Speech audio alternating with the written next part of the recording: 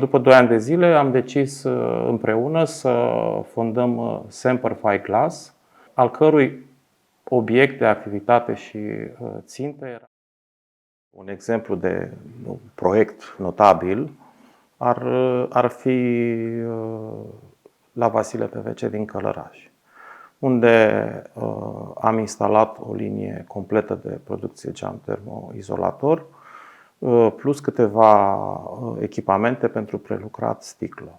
La nici un an de la încheierea acestui proiect am fost contactați din nou de antreprenori, de patronul afaceri, care ne-a spus că este foarte mulțumit de echipamentele pe care le-a achiziționat de la noi și își dorește să deschidă o fabrică similară undeva în Spania.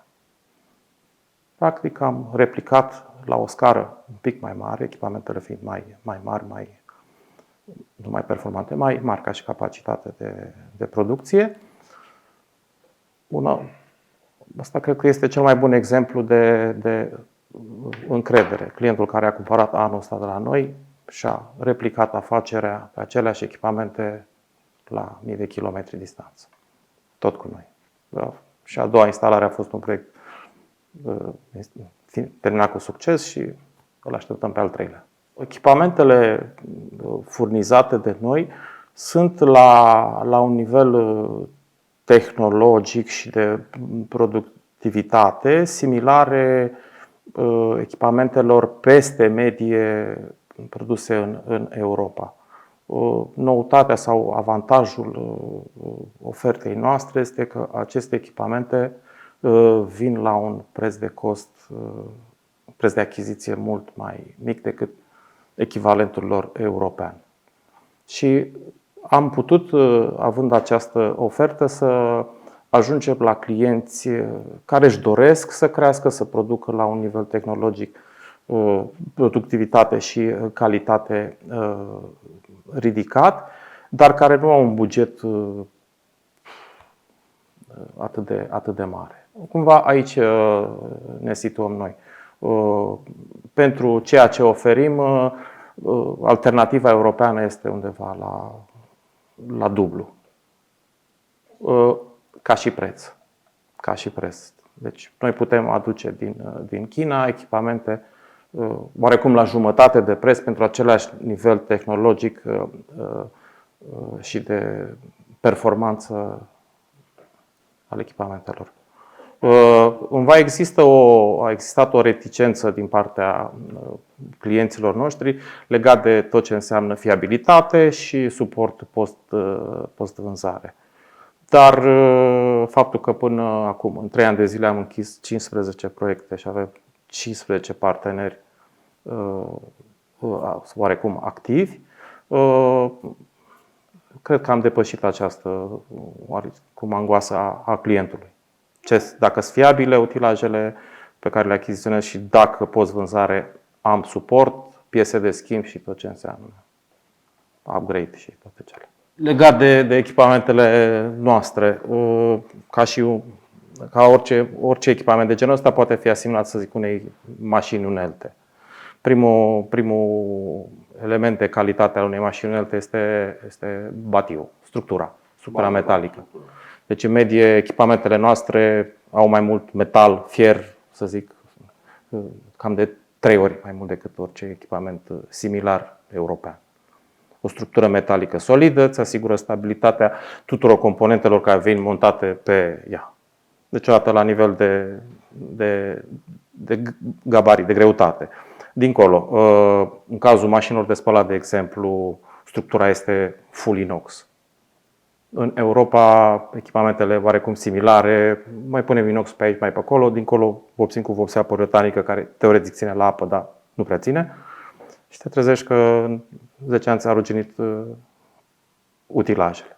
Dincolo de structura metalică și calitatea materialelor folosite, vorbim de componentele electrice, electronice, hidraulice, pneumatice.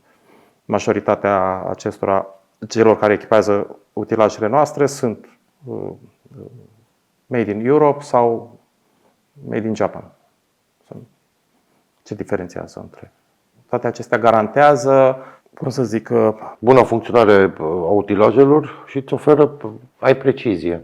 Mai ales că ele sunt verificate și în fabrică și testate, sunt instalate și testate de noi, iar componentele de calitate îți oferă un produs finit de calitate până la urmă, pentru că acesta este obiectivul final, de a avea un produs finit de calitate. Toate utilajele pe care le furnizăm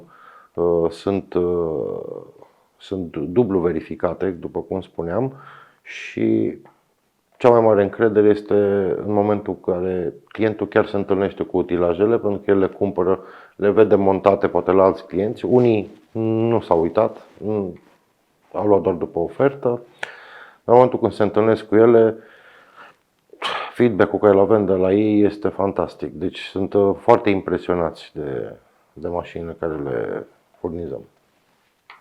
odată din punct de vedere, oarecum să zicem, estetic funcțional, dar și al saltului de productivitate pe care ei reușesc să îl facă. Trecând de la, dau un exemplu, de la un număr de 100-150 de unități de geam termopan produse pe zi, ajungi cu ușurință la 300-350, poate și mai mult. Oricum depinde un pic de organizarea internă a fiecăruia. Legat de viitor, cred că o prezență a noastră mai activă, mai articulată în spațiul public ar ajuta în a schimba un pic lucrurile.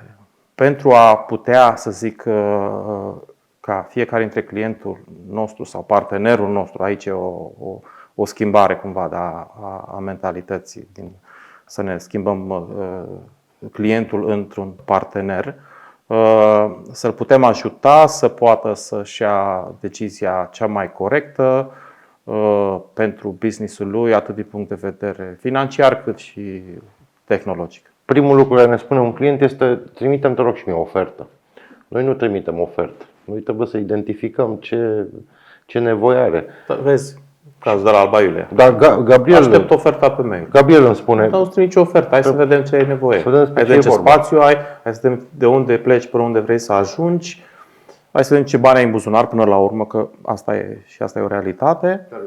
Și am insistat, am mers, am petrecut câteva ore acolo și ne-am dus cu ideea lui și am plecat cu ideea noastră, sau cumva cu ideea noastră, cu soluția noastră care, din punctul nostru de vedere, este mult mai corectă.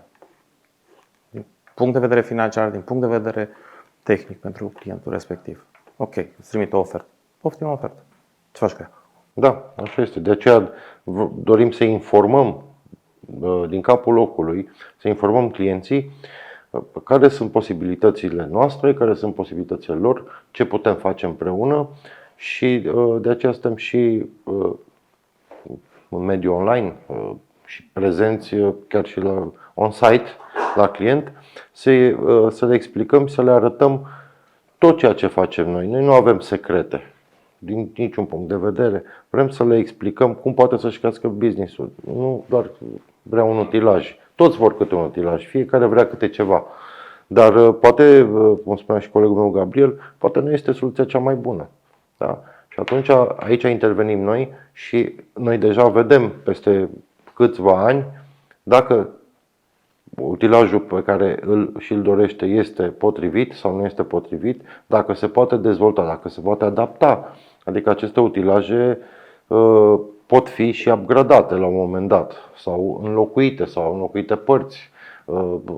Trebuie văzut ce planuri de viitor au, dacă vor să mute în altă hală, poate vor să își extindă producția, vor să meargă peste hotare. Și atunci, poate pentru o sumă destul de mică, își poate lua utilaje mai mari, care să prevadă treaba asta cu producția de geam termoizolant, ca și exemplu, panouri mari. Da? Deci să țin un utilaj mic. Unul dintre motivele prezenței noastre, să zic, în online și în media este de a conștientiza nevoia unui dialog mult mai deschis între furnizori de echipamente și client. De fapt, pentru noi nu sunt clienți, sunt parteneri de viitor. Una dintre lecții este că, știi cum e, atunci când vrei să muți un bolovan mare, singur nu-l duci, dar în doi îl duci mult mai ușor. Asta e una dintre chestii și cred că foarte multe companii pot face salturi mult mai mari atunci când sunt mai mulți parteneri. Fiecare vine cu bagajul lui și de cunoștințe și cu... Ajută foarte mult în momentul când ai un partener sau mai mulți în business și cum sunt mai multe minți, cu atâta fiecare vine cu o idee, se pun la un loc, se extrage ce e mai bun de acolo și poți să mergi mai departe. Experiența cu Gabriel m-a ajutat foarte mult să înțeleg lucruri pe care nu le știam, nu aveam unde să le știu și am ajuns să le înțeleg și să abordez altfel lucrurile atunci când ne întâlnim cu viitori clienți. Sfaturi comerciale pe care să le dăm clienților, nu știu, mult mai multă deschidere față de, nu știu, noi ca și firmă. Ok, Semper Fi-Glass are 3 ani, 3 ani jumătate de când a fost înființată, dar background-ul nostru este peste 20 de ani al fiecăruia dintre noi. Recomandăm clienților noștri să apeleze cu încredere la noi, nu neapărat pentru a le vinde ceva sau nu. Intenția noastră este de a putea avea un dialog deschis cu ei. Cumperi de la mine sau nu cumperi, asta e altă poveste. Dar sigur vei rămâne în urma discuției pe care o să o ai cu noi, vei rămâne cu senzația, am discutat cu niște oameni deschis, au să-mi ofere ce îmi trebuie mie bine, nu au, iarăși bine. Dar garantăm că și dacă îți propui să cumperi de la noi sau decizi să cumperi de la noi sau dacă decizi să nu cumperi de la noi, sigur vom fi onești până la capăt. Asta e. Nevoia asta de onestitate în domeniul nostru eu o resimt ca foarte, foarte acută. Oamenii cumpără de la oameni, e clar. Având reprezentanții concurenților noștri în curte săptămânal, ca fiind furnizori și de consumabile, e normal să fii mult mai apropiat oarecum de ei. Dar de multe ori chestia asta e foarte, foarte costisitoare și sunt cazuri, le știm. S-a întâmplat exact ce spune Gabriel. Având furnizorul de consumabile, de materiale acolo, au cumpărat și utilaje de la ei. Decizia nu a fost foarte bună, dar a fost decizia lor până la urmă.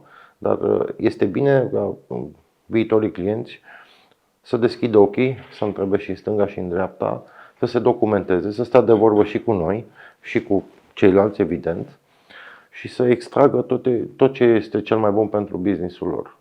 Și le spun doar atât, să uite și în viitor. Vă recomandăm să ne urmăriți în continuare, abonați-vă la canalele noastre și sperăm ca toate informațiile și tot ceea ce ați văzut aici să vă ajute.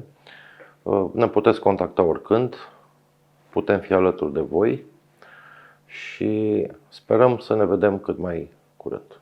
Și veți afla lucruri noi, fie că vă plac, fie că nu vă plac. Sigur.